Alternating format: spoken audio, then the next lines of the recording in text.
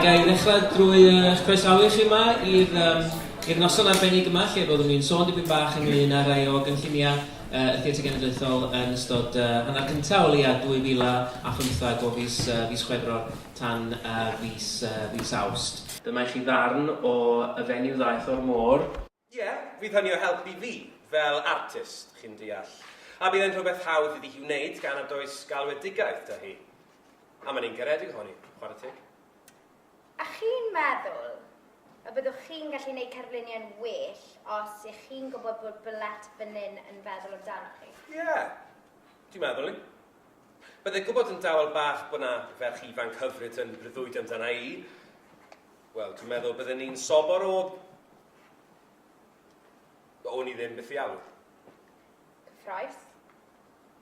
Ie, rhywbeth fel yna. Beth yw'ch enwau chi ddechrau? Sian Davies? A Sean Allen Davies. Chi'n berthyn? Na, dyn. Heddi ni di cwrdd. Tro gynta. Ond chi'n mynd i fod yn gweithio gyda'ch gilydd ar ddrama newydd y Theatr Genedlaethol, wrth gwrs, y fenyw ddaeth o'r môr. Beth yw'ch cymeriadau chi? Dwi'n chwarae Hilda, so ferch ifanca yn y teulu. A fi'n chwarae Lingstrand, boi sy'n sal, sy'n dod i'r ardal er mwyn gwella. Reit, felly chi wedi perfformio gwaith Ibsen yn y gorffennol, neu hwn i'ch profiad cyntaf chi? Na, dim yn gwybod. Ie, profiad cyntaf fi hefyd. Tro gynta. O, cyntaf. A beth am gweithio gyda'r Theatr Genedlaethol? Chi wedi gweithio dyn nhw o'r blaen? Na, dim yn gwybod, so... Tyfu lan watch o sioes Theatr Gen, so gweithio nhw tro gynta, ie. O, cyntaf i bopeth felly yn y perfformiad yma. A chi'n edrych mlaen ar gyfer yr her o perfformio Ibsen? Ydw. Ffili aros yn mis Ionar nawr. Ie. A mis Ionar mae'r ymarferion yn dechrau, pryd mae'r daith yn dechrau wedyn? Canol Chwefror. Canol Chwefror, a wedyn redig tan diwedd mis Mawrth wedyn. Diolch yn fawr i Siôn a Sian fyna, am y detholiad arbennig a'r cyntaf wrth gwrs o'r ddrama y fenyw ddaeth o'r môr. Edrych mlaen i glywed rhagor. A edrych mlaen i glywed rhagor am y ddrama wrthoch chi arwel, fydd yn cyfarwyddo y fenyw ddaeth o'r môr. Wel, o'n i'n awyddus bod Theatr Genedlaethol yn gwneud drama gan Ibsen. Dyma tad am hwnni, y ddrama fodern a wrth gwrs y cyfrwng naturiolaeth. Ac di'r Theatr Genedlaethol rioed wedi gwneud Ibsen o'r blaen, felly mi oedd hwn yn tro cyntaf. Dwi wedi gweithio ar drama Ibsen fel actor, ond nid fel cyfarwyddwr, ac felly o'n i a siarad yn hollol bersonol yn edrych ymlaen am y cyfle i wneud hynny. Ond hefyd, dwi'n meddwl bod yn bwysig bod y Theatr Genedlaethol o bryd i'w gilydd yn gwneud rhai o glasuron byd y theatr mewn cyfieithiad, os na mewn un beryg na wneud neb arall yn enw, felly dwi'n meddwl bod yn bwysig bod cynulleidfaoedd Cymraeg yn cael gweld rhai o dramau mawrion y byd. Mae'r drama yn y fenyw ddaeth o'r môr, mae o'n chwarae, wrth gwrs, ar y syniad yma bod anifeiliaid y tir wedi dod o'r môr ac gafodd y drama i sgwennu, nid yn ymhell iawn ar ôl Darwin gyhoeddi i gyfrol enwog. Felly mae'n ymhell a themau'r oes. Mae hefyd yn drama seicolegol ddyrus, ond hynny cyn bod Freud wedi creu rhai ddamcaniaethau, neu wedi cyhoeddi rhai o'i ddamcaniaethau. Felly ydy, mae'n adlewyrchiad o'r oes, ond hefyd mae yna themau oesol yma ynglyn â rhyddid yr unigolyn i ddewis i dynged.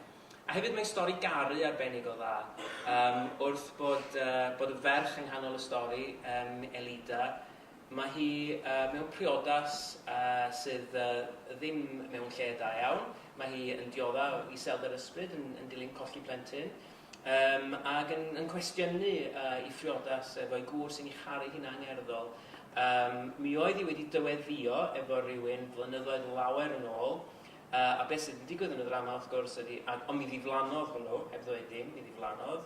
A mae hwnnw wrth gwrs yn dod yn ôl i'w phresennol hi, ac mae hi'n gorfod wynebu cwestiwn mawr iawn. Ydy hi'n mynd yn ôl efo'r boi yma ddari hi ddeweddio efo fo blynyddoedd lawer yn ôl sydd wedi dod yn ôl, neu ydy'n aros efo'r gŵr a trio nege'r priodas weithio.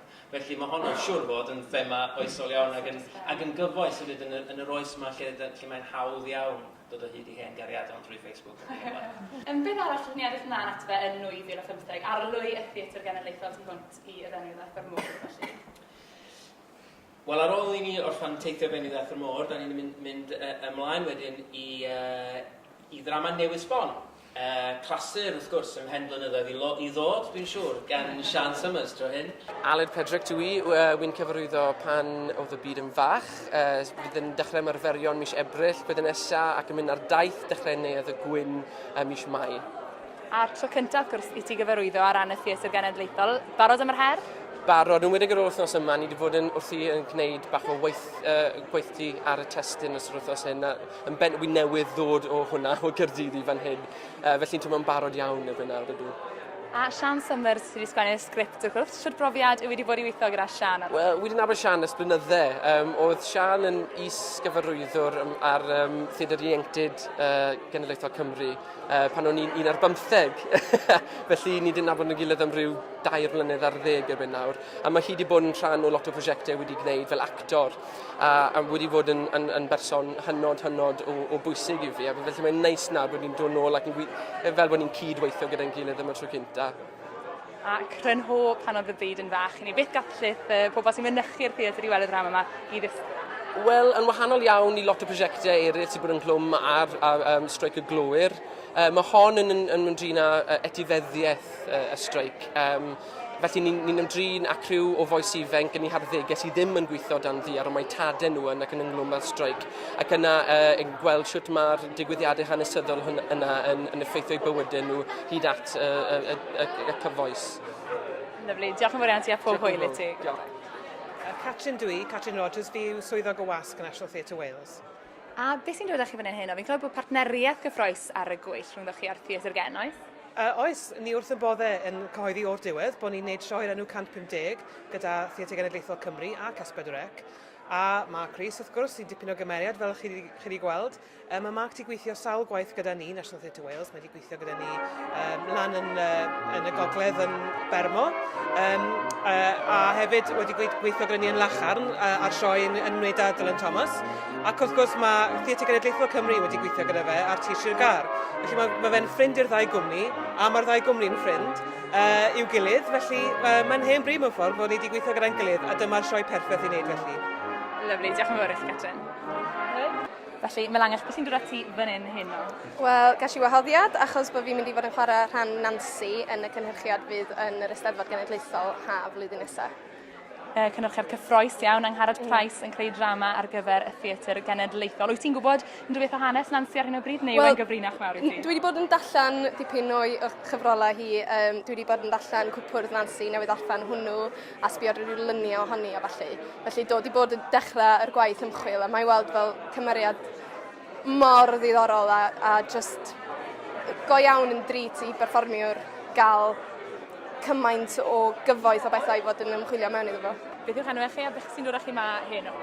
Catrin i fi wedi bod ar brofau gwaith y Theatr Gen yn y gorffennol, so ydych chi'n ni ma jyst i weld beth oedd yn ymlaen yn y flwyddyn newydd. A beth yw'r enw chi?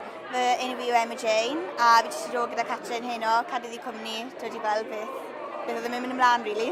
So. A beth wyt ti wedi gwneud o'r arlwyd ti wedi gweld heno, o'r cynrychiadau sydd gyda ni'n 2015? Cyffroi ti? Ie, mae popeth yn edrych yn rili cyffroes. Yn enwedig bod nhw'n gwneud rhywbeth newydd fel Ibsen, rhywbeth maen nhw heb wneud o blaen. A rili eisiau gweld drama Sian Summers hefyd, hwnna'n edrych yn rili diddorol. So ie, mae'n gyd yn edrych yn gret. A Catrin, ti wedi bod ar brofiad gwaith gyda'r Theatr Gen, beth ti wedi bod yn gwneud gyda nhw? Fi wedi bod bach o bopeth, actually, wedi bod yn rili ffodus pan fi wedi bod da nhw. Maen nhw wedi dangos i fi bach o bopeth, y marchnata, beth sydd da nhw cyfnod steddfod fynd, paratoi ar gyfer digwyddiad fel na. So oedd hwnna'n brofiad i fi mas o'r swyddfa yn bach ac a gweld sut nhw'n delio da'r holl beth. Beth sy'n gwylio'r rhediadau o sioeau maen nhw'n meddwl wneud yn y flwyddyn newydd hefyd. So fi wedi cael gweld bach o bopeth, so wedi bod yn rili ffodus, cael gweld sut mae cwmni mor adnabyddus yn gweithio, so fi wedi rili joio, gobeithio gai fi nôl to.